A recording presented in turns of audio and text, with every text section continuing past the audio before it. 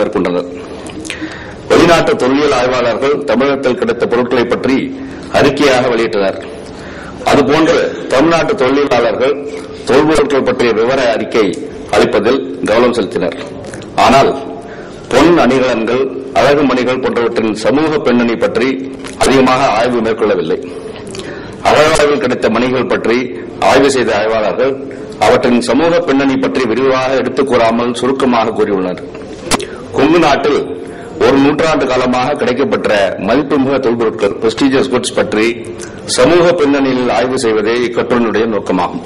மனித நாகரிக வளர்ச்சியினை கூர்ந்து ஆய்வு செய்தால் மனித சமுதாயம் கடந்து வந்த பாதையில் ஏற்பட்டிருந்த வளர்ச்சிகள், மாற்றங்கள், பல நிகழ்வுகள்தான் இன்றைய மனிதனின் தற்போதைய நிலைக்கு சான்றாகும். நாகரிகம் அடைந்த மனிதன் தான் வாழ்ந்த இந்த சமுதாயத்தில் எந்த நிலையில் இருந்தான் என்பது அவன் பயன்படுத்தி விட்டுச் சென்றதை கொண்டே அறிய இயலும். தொல்பொருளாதாரத்தில் வேட்டையாடி நாடோடிகளாக தெரிந்த மனிதன் வேட்டையாடுவதற்கு தேவையான கற்கருவிகளை செய்து அவற்றை பயன்படுத்தினான். இக்கருவிகளை தேவை ஏற்படும் போது மட்டும் செய்ய முற்பட்டதால் அவற்றை தனக்கென வைத்துக் கொள்ளும் அவசியம் ஏற்படவில்லை. ஆனால் பிற்காலத்தில் ஆடு மாடுகளை வளர்த்து அவற்றை மேய்ச்சலுக்காக ஓரிடத்திலிருந்து மற்றொரு இடத்திற்கு கொண்டு செல்லும் போது அவற்றையே தமது செல்வமாக கருதினான். அதிகமான கால்நடைகளை பெற்றிருந்த இனக்குழுக்களிடம் ஒரு மரியாதை கலந்த அச்ச உணர்வு இருந்தது. எனவே கால்நடை மேய்ப்பு சமுதாயத்தில் கால்நடைகள் தான் மதிப்பொருள் பண்டமாக கருதப்பட்டன. இதனால் பல பூசல்களும் போர்களும் ஏற்பட்டன. பூசல் பற்றிய செய்திகள் சங்க இலக்கியங்களில் அதிக அளவில் காணப்படுகின்றன. இவை ஆணிரை கவர்தல், ஆணிரை மீட்டல் என்று இலக்கியங்களில் குறிப்பிடப்பட்டுள்ளன. நடுவர்களிலும் கூட காணப்படும் கல்வெட்டுகளில் தொரு என்ற சொல் கால்நடைகளையே குறிக்கின்றன. கால்நடை மீட்பு போரில் இறந்த வீரர்களுக்காக கோவை, கரூர், தருமபுரி, திருவண்ணாமலை, செங்கம் ஆகிய இடங்களில் பல நடுவர்களுக்கும் நமக்கு கிடைக்கப்பட்டுள்ளன. இவ்வாறு கால்நடை மேய்ப்பு சமுதாயத்தை சூழலிருந்து ஓரிடத்தில் மனிதன் தங்கி வேளாண்மை செய்ய முற்பட்ட போது பல இனக்குழுக்கள் தோன்றின. வேளாண் உற்பத்தியும் அதிகரித்தது. இதனால் தங்களிடம் அதிக அளவில் இருந்த விளைபொருட்களை மற்றவர்களுடன் பகிர்ந்து கொள்ள தலைப்பட்டனர். மற்ற குழுக்களிடம் இருந்த விளைபொருட்களை பண்டமாற்றம் செய்தும் கொண்டனர். ஒவ்வொரு குழுக்களுக்கும் இடையில் தங்களது உற்பத்தி பொருட்களை பகிர்ந்து கொள்ளும் போது ஏற்பட்ட மோதல்களுக்கு தலைமை வகிக்க தமக்குள் ஒருவரை தலைவராக நியமித்துக் கொள்ளும் வழக்கமும் ஏற்பட்டது.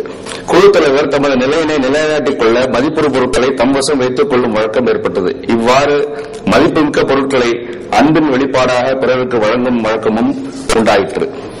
பண்டைய காலத்தில் குழுக்களிடையே ஈகை பொருட்களை தமக்குள் ஒருவருக்கொருவர் அளித்துக் கொள்ளும் வழக்கினை கொண்டிருந்தனர். இலக்கியங்களில் ஈகை எறிய நன்கலன்களும் என்ற சங்க இலக்கிய பாடல் வரிகள் மூலம் ஈயப்பட்டுள்ளமையை அறிய முடிகிறது.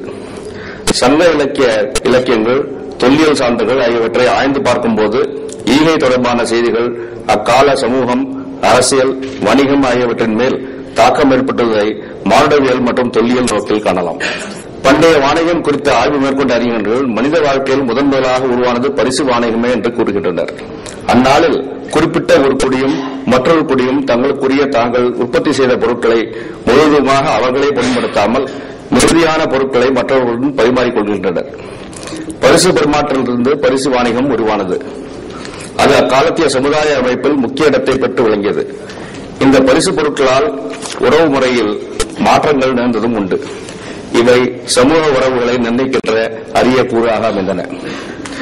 விழா காலங்களிலும் வழிபாட்டு காலங்களிலும் வாணிகம் பெறுவதற்கும் நெருக்கடி காலங்களில் பிற குழுக்களின் உதவியை பெறுவதற்கும் அருகருகே உள்ள குழுக்கள் பரிசு பரிமாற்றத்தை செய்து கொண்டனர். இப்பரிமாற்றம் இரண்டு குழுக்களுக்கிடையே அரசியல் உறவுகளையும் மேம்படுத்தியது. மேற்காசிய சான்றுகள். மெசபடாமியாவில் ஆட்சி செய்த அரசர்கள் தங்கள் குடியில் இறந்து போனவர்களோடு வைத்து புதைப்பதற்கென்று அரிய கலன்களை வாணிகத்தின் மூலமும் சிந்து சமயங்களிலிருந்து தெரிவித்துக் கொண்டுள்ளனர். இவை அணிகலன்களாகவும் அரிய கலன்களாகவும் இருந்துள்ளன. இறந்து போனவர்களின் மதிப்பினை உயர்த்துவதற்கென்று அவர்களின் உடல்களுடன் இவை புதைக்கப்பட்டன. இந்த பொருட்களை வைப்பதற்கு என்று தனியாக ஒரு மாவுக்கல் கலனும் ஸ்டியடைட் கண்டெய்னர் செய்து வைத்தனர். எகிப்து பிரமிடுகளிலும் அரசர்களின் கல்லறைகளில் அவர்கள் பயன்படுத்திய பொருட்களை, குறிப்பாக பொன்னாலான அணிகலன்கள், விலையுறந்த பொருட்களை ஆகியவற்றை வைத்து புதைக்கும் வழக்கம் இருந்தது. இவற்றின் மூலம் அவர்கள் அம்மன்னர்களின் உயர்ந்த நிலையை வெளிப்படுத்திக் கொண்டனர். பண்டைய சமூகங்களில் அரசியல் எழுச்சியால் மன்னர், வேளிர், வேந்தர் ஆகிய அரசியல் நிலைகள் தோன்றின. மன்னர்கள் மற்றவர்கள் மூலம் காணிக்கைகளையும் பல்வேறு சடங்குகளின் வாயிலாக பெறப்படும் பொருட்களையும் பரிசாக பெற்றுக் கொண்டனர். இவ்வாறு பெற்றுக் கொண்டவற்றை தமது நிர்வாக சேவைக்கும் பயன்படுத்திக் கொண்டனர். அதே நேரத்தில் ஈகை எறிய நன்கலன்களை கொடையாக அளித்து தன் குழுவினரை தனக்கு நம்பிக்கையுடையவராக வைத்துக் கொள்ள முயன்றனர். அதனால் குடியமைப்பில் தலைவன் தன்னுடைய தலைமையிடத்தை நிலைநிறுத்திக் கொள்ள இத்தகைய பொருட்களை தனது அன்பிற்குரியோருக்கும் அரசியல் நிகழ்வுகளுக்காகவும் கொடையாக அளித்து புகழ் பெற்றான். இத்தகைய பொது பயன்பாட்டிற்கு இல்லாத அரிய பரிசு பொருட்கள் பிரஸ்டீஜியஸ் குட்ஸ் கொங்கு மண்டலத்தில், அதாவது தற்போதைய கோவை, கரூர், சேலம், ஈரோடு, நீலகிரி போன்ற மாவட்டங்களில் மேற்பரப்பு ஆய்வுகளிலும் அகழ்வாய்வுகளிலும் கிடைத்துள்ளன. இவற்றில் பொன்னாலான அணிகலன்கள், ரோமானிய காசுகள் ஆகியவை குறிப்பிடத்தக்கவையாகும். சங்க இலக்கியங்கள் தமிழ் சமூகத்தில் தொல்குடியிலிருந்து அரசு உருவாகிய காலத்தில் எழுதப்பட்டவை. தொல்குடி, வேளிர், வேந்தர் என்று 3 படிநிலைகள் சங்க இலக்கியங்கள் குறிப்பிடுகின்றன. தொல்குடி வாழ்க்கையில் ஈகை எறிய அருங்கலங்களாக கருதப்பட்ட பொருட்கள் வேளிர் வாழ்க்கையிலும் வேந்தர் வாழ்க்கையிலும் தொடர்ந்து கருதப்பட்டன. இந்த அருங்கலங்கள் வைத்திருப்பவனே சமூகத்தில் உயர்ந்தவனாக கருதுகின்ற போக்கு அந்நாளில் இருந்துள்ளது. ஆனால் அந்த பொருட்களை காணிக்கையாக தன்னுடையமையாக்கிய கொள்ள முயற்சி செய்தனர். சங்க இலக்கியத்தில் பாடுசால் நன்கலம் அகநானூறு, ஈகை எறிய ஏழையணி புறநானூறு என்றும் தாரம் பதிற்றுப்பற்று என்றும் வழங்கப்படுவை அரியவனாக கருதப்பட்டன. அப்பொருட்கள் அருங்கலம் என்றும் கூறப்படுகின்றன. ஆய்மன்னனுக்கு நீலநாகம் நல்கிய கலிங்கம், அதியமான் அவ்வைக்கு இந்த நெல்லிக்கனி, பொன் அணிகலன்கள், வைரம், அழகுமணிகள், வெளிநாட்டு மதுவகை யவனத்தேரல், யவனர் கொண்டு வந்த கலம் போன்றவை அருங்கலங்களாக கருதப்பட்டன.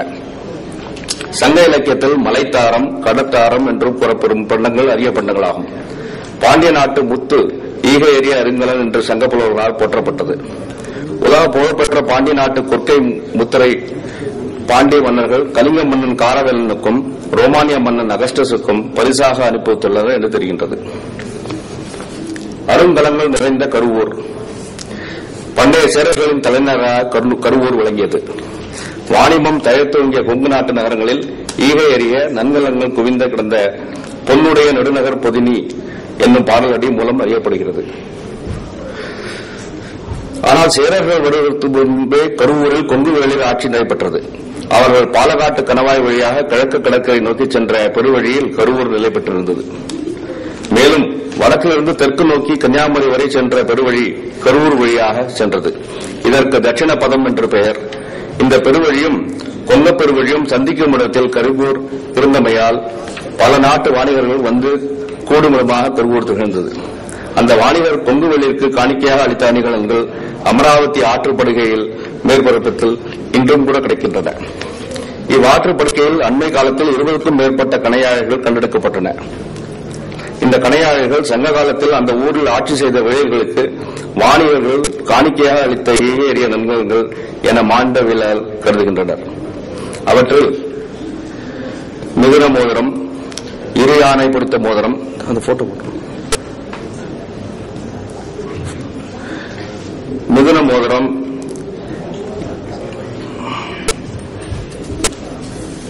இரு யானை பொறித்த மோதிரம், தேர் மீது நிற்கும் அரசன் அரசி மோதிரம், அப்போலோ உருவம் பொறித்த மோதிரம், பாயும் குதிரை உருவம் பொறித்த மோதிரம், மாடு உருவம் பொறித்த மோதிரம், யவன வீரன் உருவம் பொறித்த மோதிரம், குதிரை மீது யவன வீரன் அமர்ந்த மோதிரம், யவன வீரன் நிற்கும் மோதிரம், யவன பெண் நிற்கும் மோதிரம் என பல பொன் அணிகள் கிடைத்துள்ளன.